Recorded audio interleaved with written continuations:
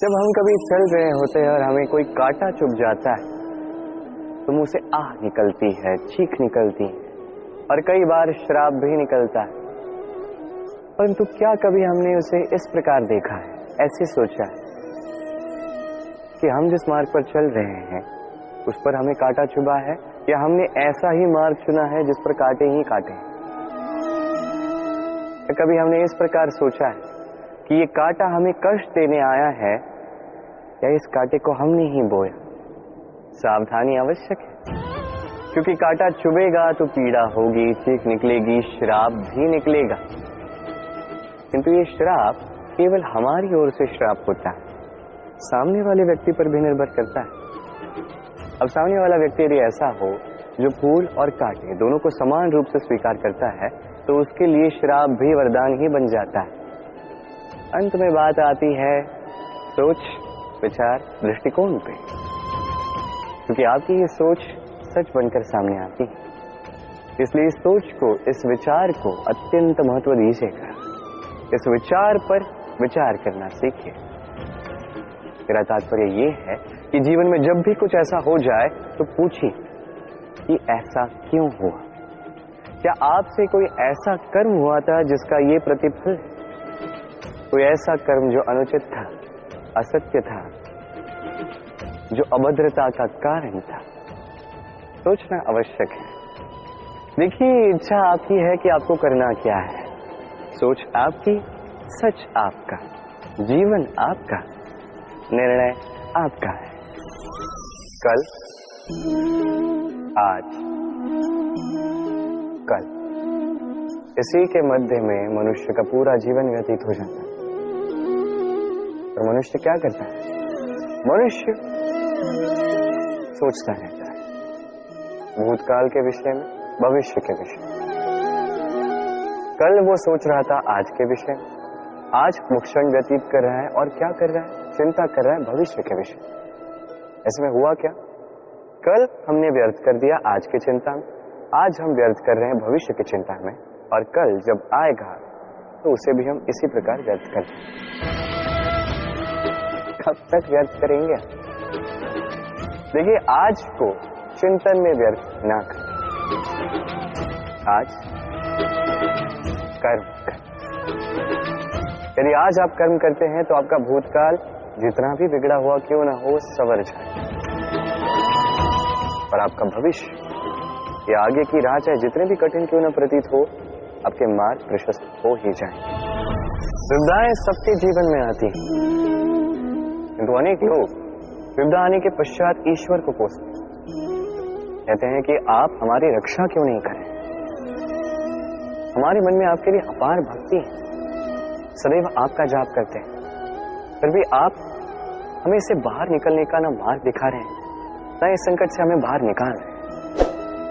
अब ये हो गई आपकी सोच, आपका दृष्टिकोण। अब मैं बताता हूं सत्य क्या है। सत्य ये है कि ईश्वर सदैव आपके साथ हैं, रहेंगे। देखिए, उस बीज की दृष्टि से जो धरा के नीचे दबा हुआ, उसे परिवर्तित होना है एक विशाल से सुंदर वृक्ष। वो तभी होगा जब वो टूटेगा तभी जब उसे ऊष्मा मिले। ऊष्मा कहां से मिले? सूर्य के ताप से।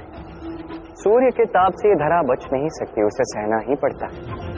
और जब ये धरा और ये बीज दोनों तब जाते हैं, तभी तो ये प्रकृति वर्षा करती है, और उसी वर्षा से ये बीज एक सुंदर से वृक्ष में परिवर्तित होता है ना? ईश्वर सदैव हमारे साथ। इसी प्रकार आपके जीवन में भी जब भी कोई संकट आए, कोई कष्ट आए, इसका अर्थ ये नहीं कि ये आप ही के किसी पाप का दंड आपको मिल रहा। हो सकता है भविष्य में आपको एक सुदृढ़ इमारत बनना, उसकी आवश्यकता, तो ये उसकी नींव। जितना सीखोगे, जितना शक्तिशाली बनोगे, उतनी बड़ी इमारत बनोगे। कभी भी देखें, आभूषण बनाने से पूर्व स्वर्ण को भी कई बार कसौटी पर परखा जाता है, अग्नि पर तपाया जाता है। उसी प्रकार यदि आप शूरवीर बनना चाहते हैं तो लाक्षागृह का ताप सहना ही पड़ेगा। दाऊ मुझसे सदैव पूछते हैं कि कान्हा ये मुस्कुराहट ये सदैव तुम्हारे मुख पर क्यों रहती है, कैसे रह पाते? सामने शत्रु को देखते हो फिर भी धीरज नहीं खोते, कोई तुम्हारी निंदा करता है तो उनसे बैर नहीं रखते, कोई तुम्हारे विषय में बुरा सोचता भी है तो उससे कभी घृणा नहीं करते, कैसे और क्यों करते? आपके मन में भी ये प्रश्न आता हो, इसका उत्तर बड़ा ही सरल। कभी देखिए गाय के बछड़े को, कैसे वो अपनी माता का दूध पीता है, सुखी रहता है क्योंकि उसे ज्ञात है कि उसकी माता ये दूध रूपी अमृत उसे पिलाती रहेगी। उसे ज्ञात है कि ये समय केवल उसके लिए है कि वो अपनी माता का ये दूध रूपी प्रसाद ग्रहण करता है और इसलिए वो सुखी रहता है। इसी प्रकार ये जीवन प्रेम ही तो है। इतना छोटा सा जीवन प्रेम करने के लिए कम पड़ जाता है, घृणा करके समय व्यर्थ क्यों करें? मैं यही करता हूं, आप भी यही कीजिए।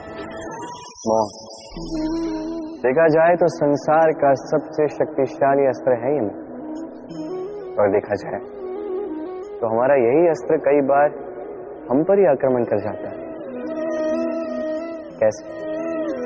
कई बार हम अपनों को देखकर, उनके अनुचित कर्मों को देखकर, उनके अनुचित बातों को देखकर मौन साध लेते हैं। सोचते हैं कि किसी भी प्रकार से हमें उन्हें आहत नहीं करना, दुखी नहीं करना, क्रुद्ध नहीं करना। सोचते हैं ये समस्या टल जाए, किंतु यही तो आरंभ होता है सबसे बड़ी समस्या का। हम कुछ नहीं बोलते ये सोच के कि ये हमारे अपने, और वो व्यक्ति सोचता है कि कुछ नहीं बोलते हैं इसलिए अपने। यदि आप सत्य में किसी को अपना मानते ही हैं तो उसे रोकना सीखें, उसके अनुचित कर्मों पर, उसके अनुचित बातों पर उसे टोकना सीखें। उसी समय उसे समझाइए वो क्या भूल कर रहा है, और उसे समझाइए उचित मार्ग क्या है, उस मार्ग पर उसे ले जाएंगे। ये होता है अपनापन, और ये करने के लिए मौन नहीं, हुंकार लगानी पड़ी। कि कई बार अनुचित कर्मों के इस मार्ग पर कुछ लोग इतनी गहन निद्रा में सो जाते हैं कि उन्हें जगाने के लिए मधुर संगीत नहीं, रौद्र हुंकार की आवश्यकता। तो अपनों को जगाई, श्रेष्ठ कर्मों के मार्ग पर उन्हें ले जाए। क्या सोचते हैं? आज कृष्ण रथी के स्थान पर बैठा है, जबकि उसे तो सारथी के स्थान पर बैठना चाहिए। यही सोच रहे हैं। कई बार जो हमें दिखता है आवश्यक नहीं कि वही सत्य। जैसे सूर्य को हम देख पाते हैं क्योंकि वो दिखता है,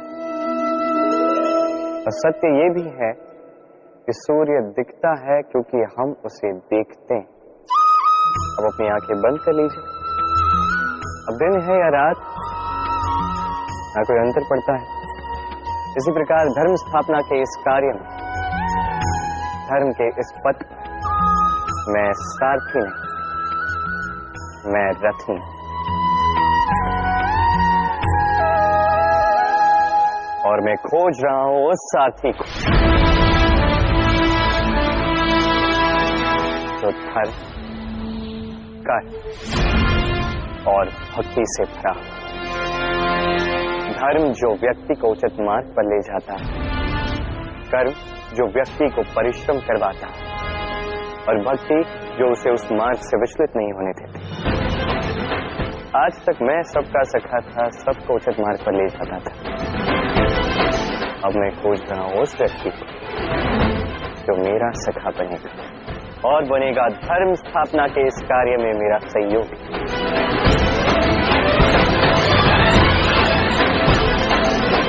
वंदे कर्म, वंदे धर्म।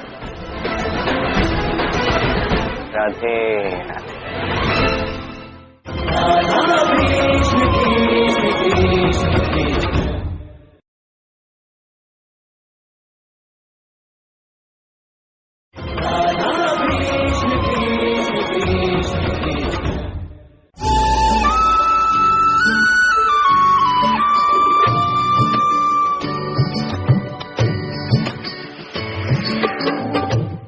प्रतिज्ञा, छोटा सा शब्द, किंतु इसमें शक्ति अत्यंत अधिक होती है।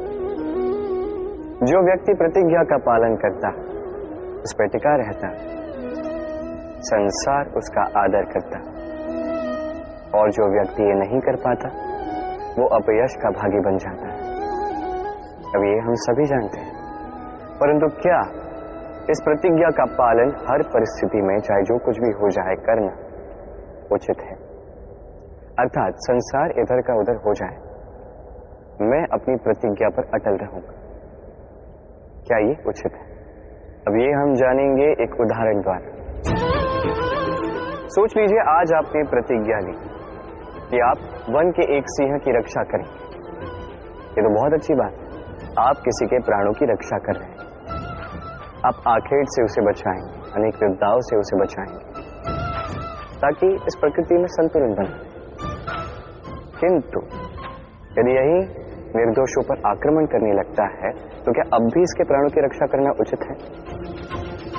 क्या अब भी अपनी प्रतिज्ञा पर अटल रहना उचित है? नहीं, क्योंकि अब ये पाप बन चुका है। कोई भी प्रतिज्ञा, कोई भी वचन यदि इस प्रकृति के विध्वंस में सहायक है, यदि इस संतुलन को बिगाड़ रहा, उसे वहीं तोड़ना उचित है। यदि आपको सीखना होगा, समय के साथ आपको ढलना होगा, क्योंकि जो समय के साथ नहीं बदलता, ये प्रकृति उसका व्यक्तित्व बदल देती है। स्मरण रखें, वही वचन है, वही प्रतिज्ञा है जो इस संसार के हित में है, अन्यथा वो पाप है जिस पाप का दंड ये प्रकृति आपको अवश्य देगी। वर्णमाला का सबसे पहला अक्षर होता है क। कदाचित इसीलिए इस जीवन का, इस संसार का सबसे पहला और सबसे महत्वपूर्ण गुण है कर्म। अब ये कर्म क्या है? जन्म से लेके मृत्यु तक के इस जीवन काल में मनुष्य जो कुछ भी करता है, ये होते हैं उसके कर्म। अब ये कुछ भी हो सकते हैं, दया से दी गई भिक्षा भी, छल की मंशा से कही गई मिथ्या भी। अब एक मनुष्य का कर्म समस्त मानव जाति का प्रारब्ध निर्धारित कर सकता है, इतनी शक्ति होती है इस कर्म। और जब बात की जाए धर्म स्थापना के सारथी की, तो उसका सबसे महत्वपूर्ण गुण कर्म ही है। इसलिए मैं खोज रहा हूं एक ऐसा व्यक्ति जो वीर नहीं, कर्मवीर हो, क्योंकि इस रथ की रास हो या इस संसार की आस, दोनों को वही संभाल सकता है। अब देखना यह है कि स्वयंवर में ऐसा कौन व्यक्ति है जो अपने कर्म को पूर्ण निष्ठा से साकार करता है। आपने वो कहावत सुनी होगी, जब ईश्वर एक द्वार बंद करते हैं, कई सारे मार्ग खोल भी देते हैं। अब ये मार्ग, ये सारे द्वार जो होते हैं, हमें दिखते नहीं है, कई बार हम समझ नहीं पाते, खो जाते हैं। कभी कभी लगता है कि ये कहावत ही झूठी है, पर ऐसा होता तो है। क्यों खो जाते? क्योंकि हम समय व्यर्थ करते उसी द्वार को देखने में, सोच के कि अब ये खुलेगा, अब ये खुलेगा। प्रतीक्षा करते करते बहुत समय व्यर्थ कर जाते हैं। इतना समय व्यर्थ हो जाता है कि हम देख ही नहीं पाते, ढूंढ ही नहीं पाते वो सारे मार्ग, वो द्वार जो हमारे लिए खुले हैं। ढूंढ ही नहीं पाते तो उसका उपयोग कैसे करेंगे? स्मरण रखिए, ईश्वर सदैव हमारे साथ, हमारी सहायता कर रहे हैं। ये मार्ग सदैव है, सर्वत्र है। आवश्यकता है तो दृष्टि, दृष्टिकोण और सोच की।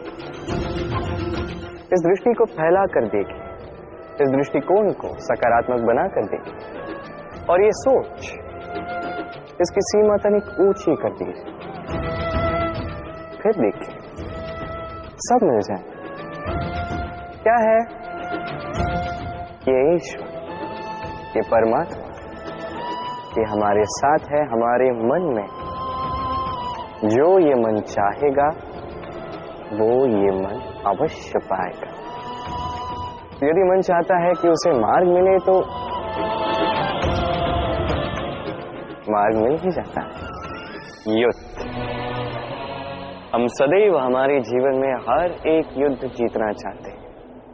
ऐसा कोई युद्ध नहीं जो हम हारना चाहते, किंतु युद्ध जीतने के लिए सदैव आक्रमण करना या शत्रु के समक्ष जाके खड़ा हो जाए, यही उचित मार्ग नहीं। ये आपको जिताएगा ऐसा नहीं। जीतता वही है जो पहले शांति से शत्रु को देखता है, समझता है, परखता है, उसकी शक्ति का अनुमान लगाता है, योजना बनाता है और फिर विवेक से उसका सामना करता है। क्योंकि शत्रु कोई भी हो सकता है। शत्रु हो सकता है एक महायोद्धा, हो सकता है एक महारोग भी। यदि योद्धा हुआ तो उसका बल समझे, उसकी कमियां समझे। यदि रोग हुआ तो उसके फैलने का कारण समझे और फिर उस कारण पर प्रहार कीजिए। रोग सिमटेगा और उसे परास्त करना अत्यंत सरल हो जाएगा। स्मरण रखिए, हर एक युद्ध सीमा पर नहीं लड़ा जाता। कुछ युद्ध ऐसे भी जिन्हें घर बैठकर जीता जा सकता है। स्वच्छता। वर्तमान की ये पीढ़ी पुरानी पीढ़ियों का जो अति शुद्धता का अभ्यास है, इसका उपहास करती है, इसे मूर्खता समझती है। समझ ही नहीं पाती क्यों? हमारी माता, दादी, नानी कई बार हमने देखा है प्रातः उठ के सबसे पहले स्नान करते हैं। क्यों? समझ नहीं पाते। क्यों बात बात पर चौका और आंगन स्वच्छ किया जाता है? समझ ही नहीं पाते। कई सारे लोग इसे धार्मिक अंधविश्वास कहते हैं, किंतु यदि मैं आपको सत्य बताने जाऊं तो हर धर्म वैज्ञानिक होता है। हर कर्म के पीछे विज्ञान अवश्य छिपा होता है। बस हर एक व्यक्ति उसके विषय में कितना सोचता है, क्या समझता है और क्या कदम उठाता है, ये भिन्न है और उतना ही महत्वपूर्ण भी। पर विज्ञान अवश्य है। आज भी जब मैं घर जाता हूं, मैया सबसे पहले मुझसे हाथ पैर धुलवाती है, तत्पश्चात बाकी सब। इसलिए आप स्वच्छ रहिए, आप स्वस्थ रहिए, तभी आप भक्ति कर पाएंगे, तभी इस संसार को संभाल सकने की शक्ति अर्जित कर पाएंगे। तो स्वच्छता साधिए, सब साथ जाएगा।